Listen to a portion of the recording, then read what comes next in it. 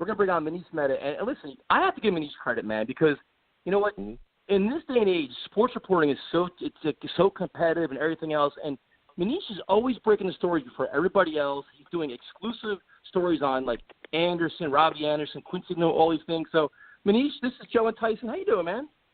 I'm good. How are you guys doing tonight? Well, Manish, first of all, thank you for your time. I know you're very busy, man, and we definitely appreciate this. No worries. It's actually the downtime, so you got me on the right at the right time here. Not much going on.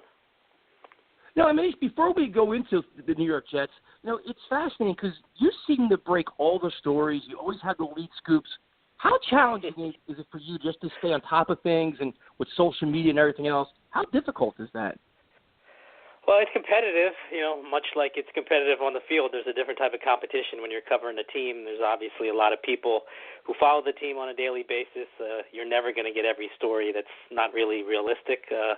But you just touched on it. With the social media element to it, it's a lot different than when I started in this industry a long time ago. It's really an around-the-clock type of situation. Now, we do have some downtime, as I said. You've got a 5-6 week break here before training camp begins, but it can get a little bit intense and hectic, and especially back when Rex Ryan was the head coach, it seemed like somebody was saying something newsworthy virtually every day. So it's calmed down to a certain degree under Todd Bowles, but there's just a lot of information, and fans want to know a lot of different things about a lot of different players, regardless of whether they're a star player or even a starter. So it's all encompassing, but I love it. You're covering football for a living, so there's no complaints.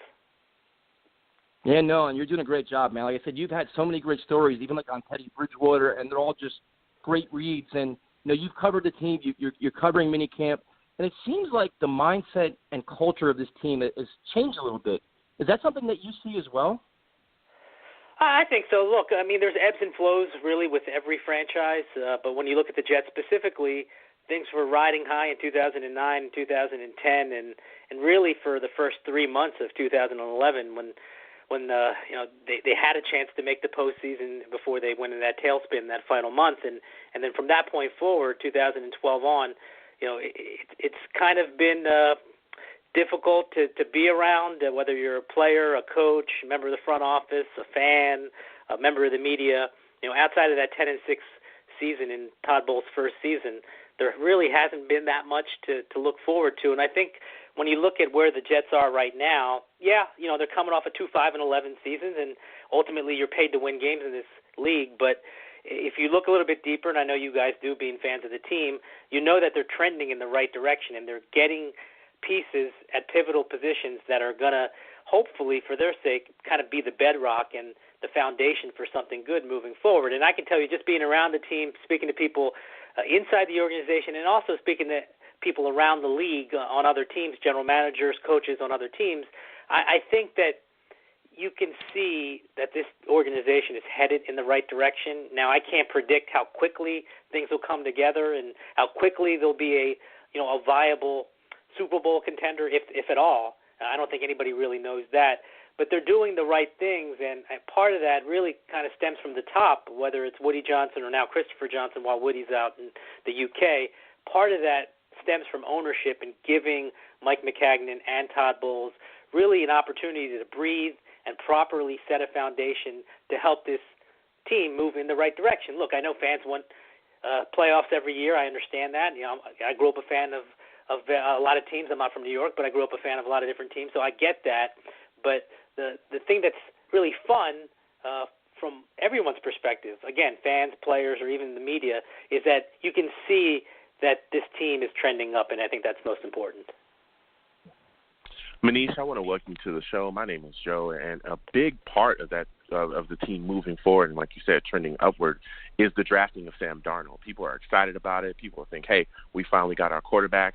On the second day of minicamp, there were a lot of great reports about Sam. What is your take on the rookie quarterback? Look, I think he's going to be a great player. I've said it publicly. I've said it privately to people inside the building, and people inside the building have shared kind of what they envision Darnold to ultimately be. It's hard to quantify. If you're watching the games on television when he was at USC, you see a lot of good. Obviously, you see a lot of areas where he needs to improve upon. But just being around him for the first time, and when I say around him, I mean watching him up close in practice, this guy makes plays that makes you think that he's got the goods, for lack of a better phrase. I think he is going to be a star player. I don't usually throw that around, and I don't know if it's going to happen in 2018. I would venture to say it won't happen in 2018. He's probably going to have a lot of turnovers, frankly, whenever he gets in, whether it's week 1 or week 5 or week 8. He's going to get a healthy sample size in his rookie season. I think he's going to make a healthy amount of mistakes, but he's got the ability, and that's first and foremost, and then to complement that, I think he's got the mindset, the work ethic, and really the makeup of what it takes to be a true quote-unquote franchise quarterback. There are a lot of guys who have ability, of course, and there's a lot of guys who are smart guys, but to marry those two elements together is rare, and I think that he's got rare qualities, and that's why even all these months later, 3 months after they drafted him, there's still people in the organization that can't believe, frankly, that he fell to them at 3, because they were under the impression all along that Cleveland was going to take him at 1 and he would not be an option for them. And the fact that he ultimately was there when they were on the clock to a lot of important people in the building, frankly, still puts a smile on their face. Yeah, I was absolutely blown away. I'm a USC guy. I love Sam to death. There was no way in the world that I thought that he would fall to us, and he was right there. And I was overjoyed when we drafted him for all of the things that you talked about. I think he has, out-of-this-world ability. I think he can definitely get it done on the next level. But even outside of just the on-the-field stuff, I like the way he handles himself off the field. And I wanted to talk to you a little bit about that. What are your thoughts about the way he shows maturity and how he handles the media off the field? Yeah, well, look, he was trained well coming from USC. It's a pretty big media market, so he was conditioned to being exposed, in that vein. But I just think that's his personality, his makeup. Talking to his parents, his sister, family members, people who have known him before high school, frankly, this isn't anything that surprises them. This is kind of who Sam Darnold is. You get an impression, growing up in the Northeast, of what a Southern California guy is, and there's a stereotype, of course. And the irony is, when I think of Southern California kids, I think of guys who are surfing all day. And my understanding from somebody I spoke to who's pretty close to him, my understanding is that he didn't surf until, I think, within a year, like a year ago, was the first time he ever surfed. So he kind of breaks the stereotype in that respect. He's an extremely diligent worker, really a good basketball player, frankly. And I think that if he had his druthers, maybe he would have been a basketball player in a different life. But he has the personality much like Carson Wentz. And I'm not Carson Wentz's best friend, so I can't tell you for sure what Carson Wentz is like, but I do know people around Carson Wentz, and just his study habits and his work ethic and really his desire to be a great NFL quarterback is what fuels him and drives him. And there aren't that many people like that. There are people with a lot of skill and ability who can appear polished in front of the media, but they have varied interests, and they really, don't put all of their soul and their energy into being a great NFL quarterback. And maybe they're just more well-rounded people, and maybe that's not a bad thing. I wouldn't say necessarily. But with Darnold, at this stage of his life, he's 21 years old. I think he genuinely wants to be a great quarterback, whether he was playing for the Browns or the Jets, whoever, the Cardinals, the Bills, whoever it ended up being. I think the team that ultimately got him was going to get a player who was all in. And that is so important at this position, because if you're not fully invested, if you're not literally the first guy in and the last guy to leave, it can be a challenge to be successful just because of how demanding the position is. And it is cliche. You can talk to players, until the cows come home about how good of a work ethic does player A have. And they always say, hey, he's the first guy in the building, that he's the last guy to leave. That's not necessarily the case. They just throw around that phrase. But with Darnold, when the guy says that he's not going to really go out and celebrate his 21st birthday to the extreme because he's going to go to sleep early and he knows he's got to go to work the next morning, that isn't just talk. I think that's real, and that's kind of who he is. That's kind of always who he's been. And I don't anticipate that changing just because he's playing in a big market or playing close to New York City. I think what drives him is to be the best quarterback that he can possibly be, and that takes a lot of time, that takes a lot of effort, it takes a lot of hours. When we're not talking about him or writing about him, that's critical because, look, he's going home for a few weeks in Southern California. He'll be around his family. I can guarantee you he's going to be studying virtually every day. I can guarantee you that when he comes back for training camp at the end of July, he's going to hit the ground running, because from what I saw and what I heard over these past couple months, specifically since OTAs began, this guy's had some great moments in practice. Now, he's made some mistakes. He's far from perfect, but he has made enough great strides that I would be surprised, frankly, if he didn't impress in the preseason. And that's really the next hurdle for him. If he impresses in the preseason and shows Todd Bowles and Jeremy Bates that he can be the starting quarterback for this team, then he will be the starting quarterback when Week 1 rolls around Monday night in Detroit. But look, there's a lot to go between now and then. But I would be surprised, based on everything I've heard and everything I've seen, that he won't impress in the preseason. Once again, we're speaking with Manish Mehta, New York Daily News, NFL columnist, and he's, like I said, he's always breaking stories. He's always got great insight on the players and kind of behind the scenes looking at the players. Manish, we talked a lot about Sam Darnold, but a player that I'm quite curious about is Teddy Bridgewater. His return from this injury is inspiring. His attitude's inspiring. What is your take on him and his chance to maybe even start for the team this year? Well, here's Plan A.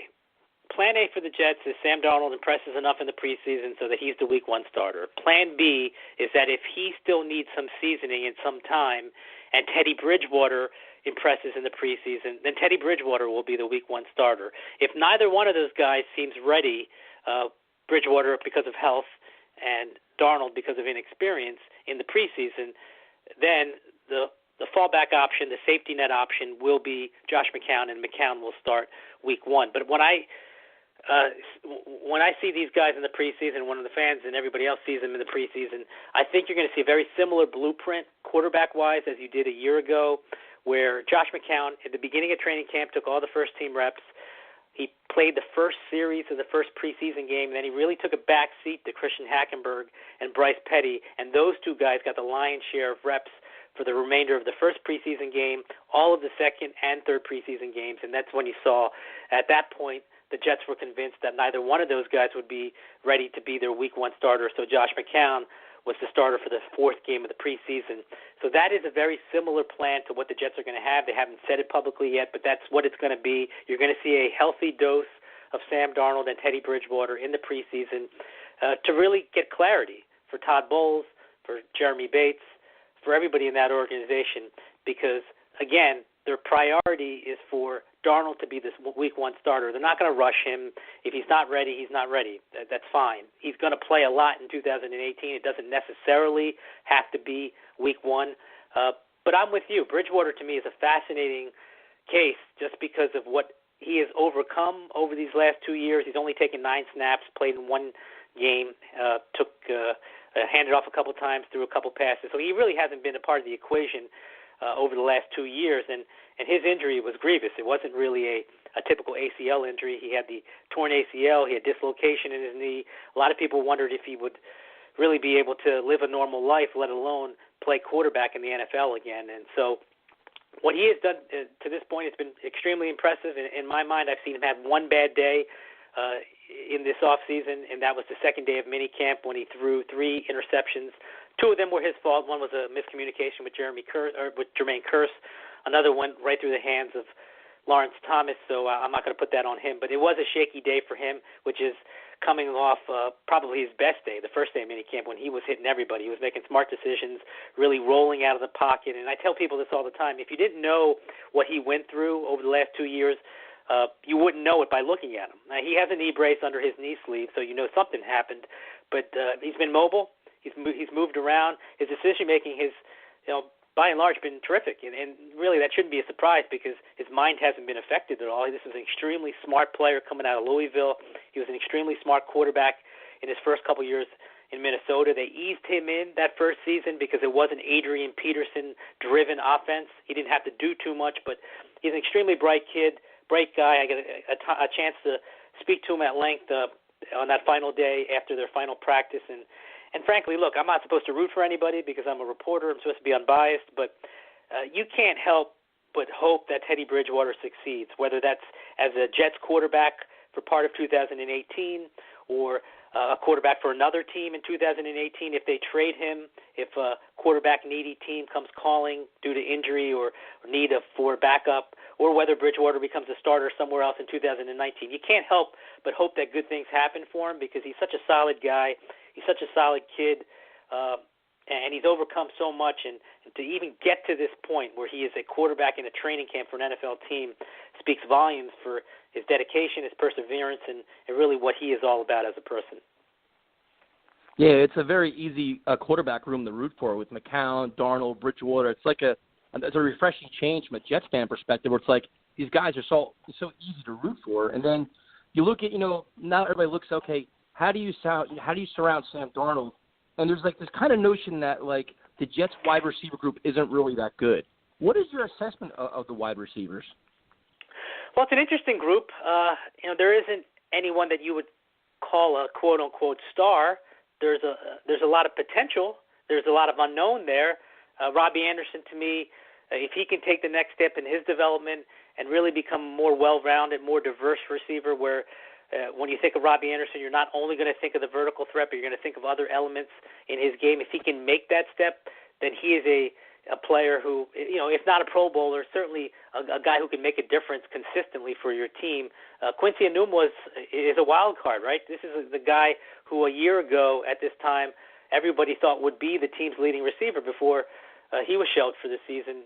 He is going to be very interesting to me in Jeremy Bates' offense because I think there's a lot of things that Bates wants to do with Quincy, and I think that if he's healthy and from what I've seen, I think his neck's going to be fine. Everything I've heard, his neck is going to be fine.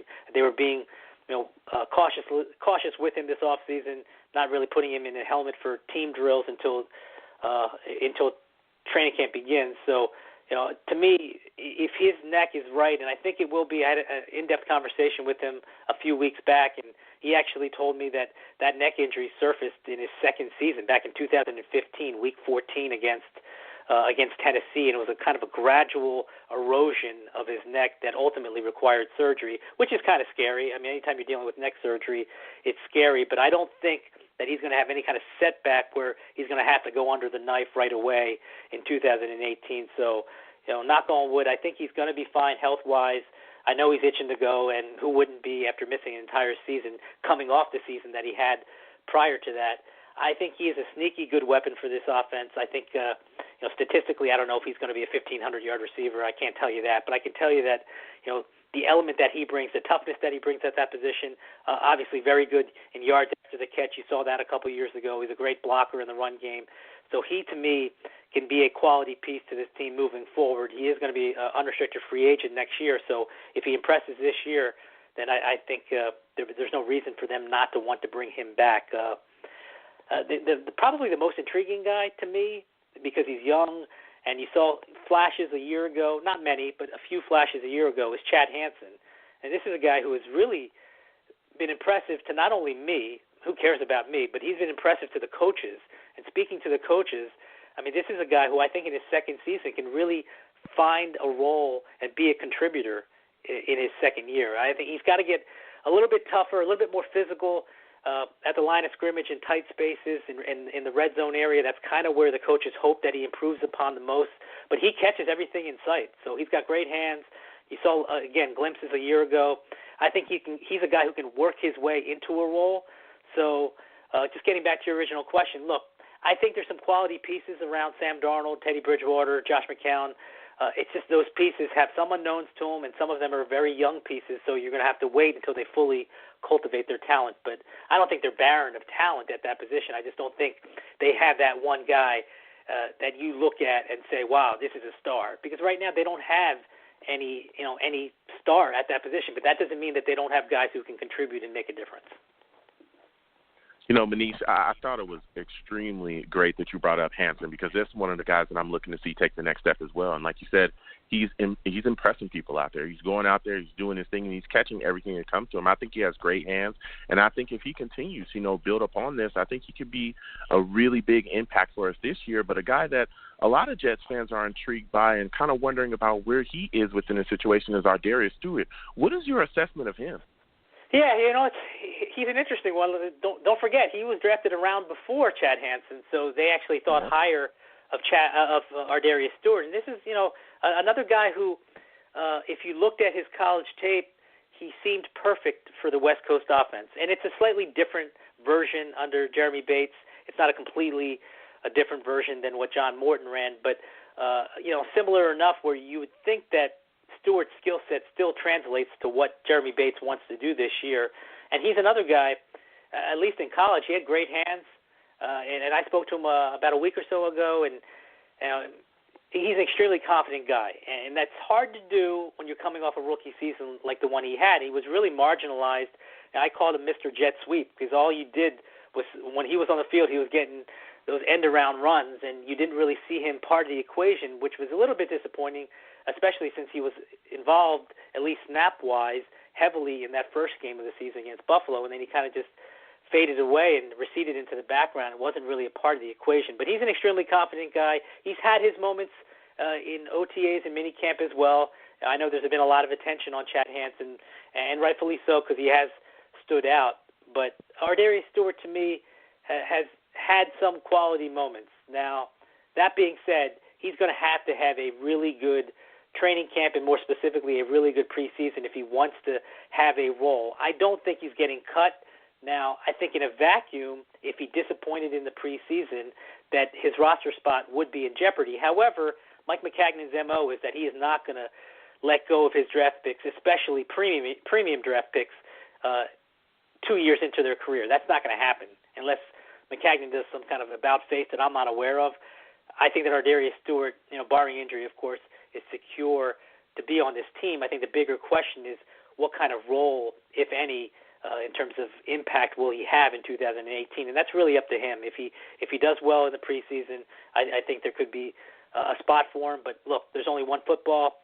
There's not going to be 6 or 7 difference-making wide receivers on this team. I think you're naive if you think that. So only a couple of these guys are going to really make an impact, and you also have to factor in who's going to catch passes out of the backfield and the tight end position, because I am convinced that Chris Herndon is going to have a role this year, and I think he's going to have a role for this team for the foreseeable future, because to me, from everything that I've heard and everything I've seen, this is the tight end that they're banking on having a difference-making role for them moving forward. Now, Manish, as we switch over to the defense for a second, I just want to get your thoughts on this. You look at the situations the Jets have set up. Where do you think the Jets can manufacture pass rush from? That's $1 million question, right? I mean, we talk about how great how improved, I should say, the secondary is with Tremaine Johnson and having Mo Claiborne slide over to that number 2 cornerback spot, and then the 2 safeties, May and Adams, continuing to evolve in their second season. And that secondary potentially could be extremely solid. It could be great. It could be one of the better secondaries in the league, but you can't cover forever, right? So if you don't get heat on the quarterback, if you're not getting edge pressure, it doesn't matter how good your defensive backs are, you're going to get burned. It's only a matter of time. So I don't know where they're going to get that from. It's not going to magically appear because Jordan Jenkins, for my money, is an extremely important piece to the puzzle. He sets the edge well. He's a reliable player. He showed some flashes of pass rush last year, but I don't know if you can rely on him to be an edge pass rusher. I don't think that's his game. I know that he's trying to improve that part of his game. He did that a year ago. He's going to do that and working with some people this offseason as well. On the other side, Lorenzo Malden's entering the final year of his rookie contract. He has clearly underperformed and not turned in, at least to this point, what they thought they would get out of him, investing a third-round pick in him. I don't know if there's any magical answers. Josh Martin did a nice job last year. He was a special teams player primarily for his career before a year ago, and I thought he did a nice job. But is he an every down pass rusher? I don't know. I just don't think you're going to get an elixir this year. I don't think you're going to suddenly wake up one Sunday morning and realize you've got a double-digit sack guy coming off the edge. So you've got to get pressure from the interior, and that means Leonard Williams. And I know Leonard Williams' job would be a lot easier if he wasn't double-teamed, if there was a consistent edge presence there. But, the reality is that they're going to have to rely more on Leonard Williams. Henry Anderson, which was a terrific trade in my mind, a 7th-rounder for a guy who has a pedigree, a guy in a contract year, plenty of motivation. I think he can be an interior pass rusher for them. And Nathan Shepard, we'll see. I think he's going to endure some growing pains in all likelihood. He's a talented player. Maybe he can make a difference moving forward, but expecting some kind of instant impact in terms of pass rush from Nathan Shepard to me is probably unrealistic. So I don't have a good answer for you. I think that they're going to have to devise some blitz packages. I think that's Todd Bowles and Casey Rogers' forte. They're going to have to create ways, because if you're just going to bring four, if you're not going to get exotic and creative, I think your secondary, as good as some of these defensive backs are ultimately going to get burned. Yeah, I definitely agree with you. I mean, do you think the Jets has some depth at inside linebacker? Could they use Darren Lee in different roles, do you think, or no? Well, look, Darren Lee's going to have a lot more on his plate this year. I mean, he's effectively going to be the defensive play caller. Now, he's not the Mike linebacker, and Bowles is a defense. He's going to be the Mo linebacker, same as he was technically prior to this point. But because of his understanding of the defense, because Avery Williamson is coming in from a different scheme, and frankly, because of Todd Bowles and Casey Rogers' comfort level with Darren Lee's knowledge of the system, he's going to be your primary play caller, even though he's not the Mike linebacker. So I think that is going to be enough in terms of asking Darren Lee to take the next step in his development. Asking him to be a pass rusher in situations, yes, absolutely. And you saw that last year. Schematically, strategically, if you bring the heat with Darren Lee, it can work, absolutely. But that's for Darren Lee, that's for the corners, that's for all of these guys on this defense, and that's why I said earlier it's really incumbent upon Rodgers and Bowles to scheme up creative ways to get pressure on the quarterback. I don't think you're just going to line up Darren Lee as an outside linebacker and have him rush the passer. That's not going to happen.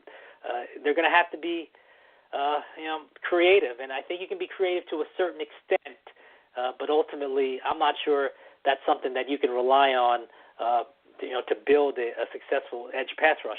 Sometimes you just need talent. You need talent at that position. It wasn't going to materialize in free agency. There wasn't anybody that was available in free agency that they were going to get. So, I remember right after free agency, people saying, well, they didn't address all their needs. That's technically true. They did not address all their needs because they could not address all of their needs because there wasn't some kind of difference-making pass rusher on the edge that was going to be made available to you.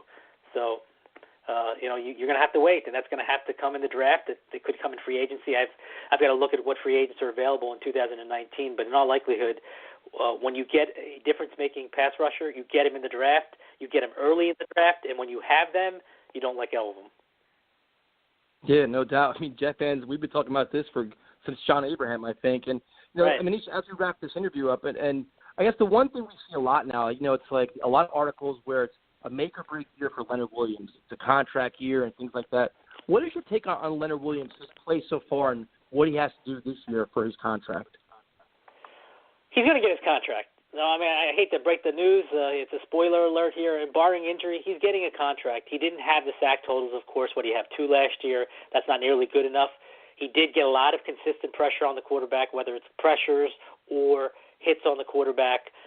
For the first half of the season, I would say he was dealing with that nagging wrist injury that he suffered in the preseason, and that kind of went underplayed for the first 2 months of the season because Leonard Williams isn't the type of person who's going to advertise that, and neither is Todd Bowles. But I can tell you with great assurance that hampered his play in the first half of the season. He's a quality player. Is he an all-pro? No, he's not to that level. I don't know if he will be. He's certainly young enough to develop into that. He wants to be an elite player at the defensive line position. He's certainly got the skill set to do so, but he just needs to get home a little bit more because, again, he caused havoc last year, even though he didn't get those sack totals. But if he can get home a little bit more, get more sacks, he's going to get his money. And frankly, he's going to get his money anyway. Again, unless he just lays a complete egg here and or gets hurt. The Jets want him around for the foreseeable future. They want him to be a foundation piece. They're happy with him. Again, you can't control injury, so that affected him for the first half of last season. But I got a good story for Leonard Williams. I wrote about it a few days ago, but this, to me, kind of encapsulated what Leonard Williams is thinking in the summer as he heads into this fourth season of his. He in minicamp, you're not allowed to touch the quarterback, right? Obviously, he hit Teddy Bridgewater in the throwing arm on a red zone drill in 11-on-11s. Todd Bowles was apoplectic. He laid into him, and he just dropped a bunch of F-bombs, kind of directing it toward Leonard Williams, really toward everybody, but specifically toward Leonard Williams. And he was not happy. He was not happy. You don't touch the quarterback in this type of environment, in this type of setting. You just don't do it. And he's right. And Todd Bowles is 1,000,000% right. You don't do that.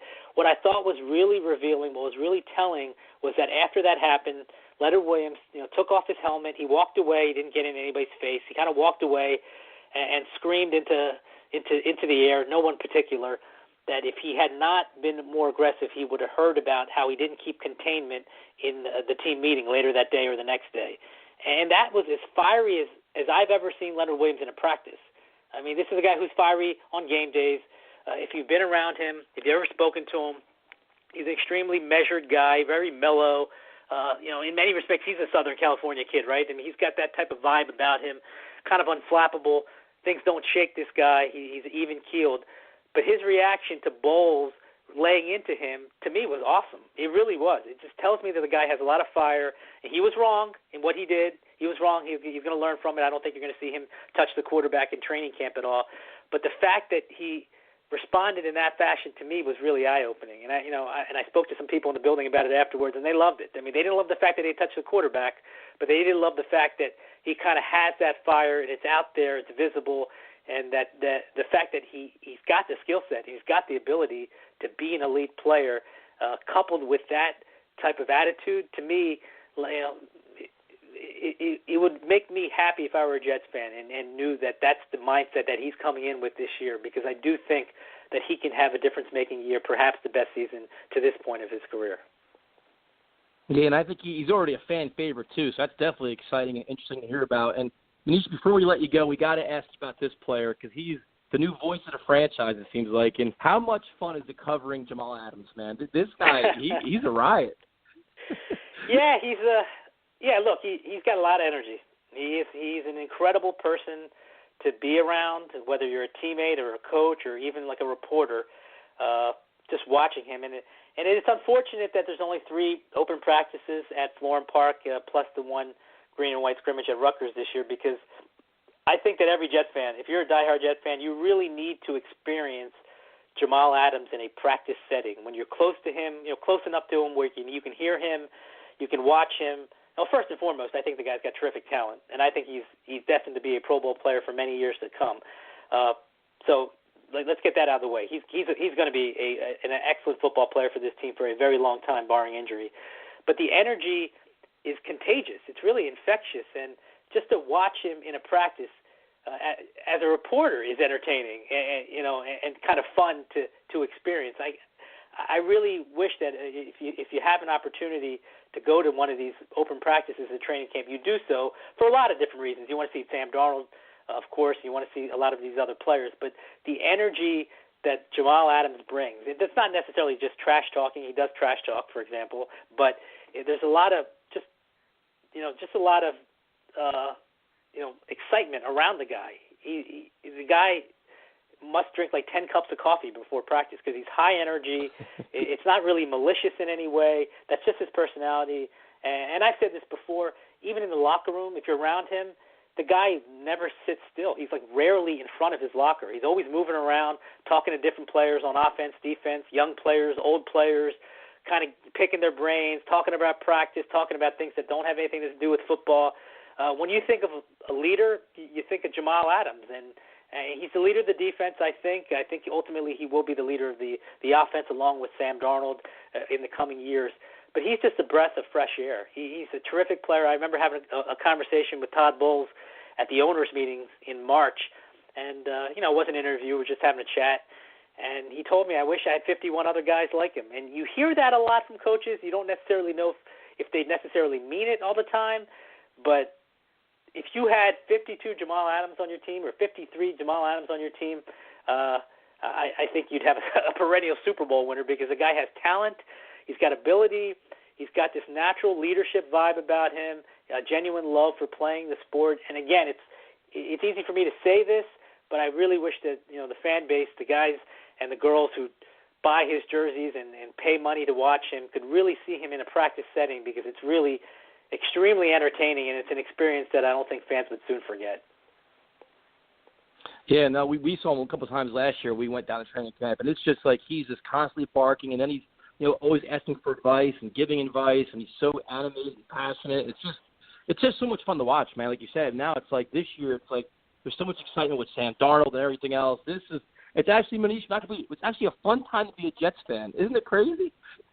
Yeah, I mean, and the fans should be fun. They should have fun. They should enjoy the moment. I know that some people are taking this cautious approach. You don't want to anoint Sam Darnold. Look, I think he's going to be a great player. I'm not a fan of the team.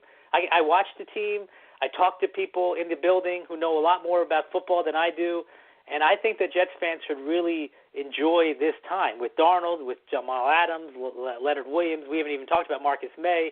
I mean, there are a lot of quality young players who I think can develop into stars, frankly. I don't know if it's going to happen in a year or 2 or 3 or 4 years, but the pieces are in place, and if you're a fan of the team and you've suffered through everything that this franchise has put the fans through over the last 40, 50 years, I do understand your trepidation.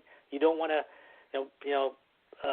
be too high and then be let down. But if you can't be excited as a Jets fan on June 19th, 2018, then you're never going to be excited, because this team has enough quality pieces in place to really do something special, whether it's this year, next year probably is more realistic, in the years moving forward, because they've got some really good young pieces in place. And I think, again, you should enjoy the moment. If you don't enjoy the moment, then really,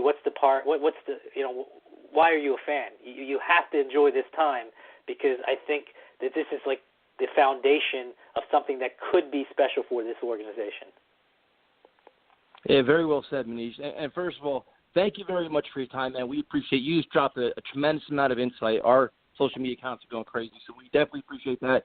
And enjoy your downtime now, man. You got about a month so you can kind of relax before it gets crazy for yourself.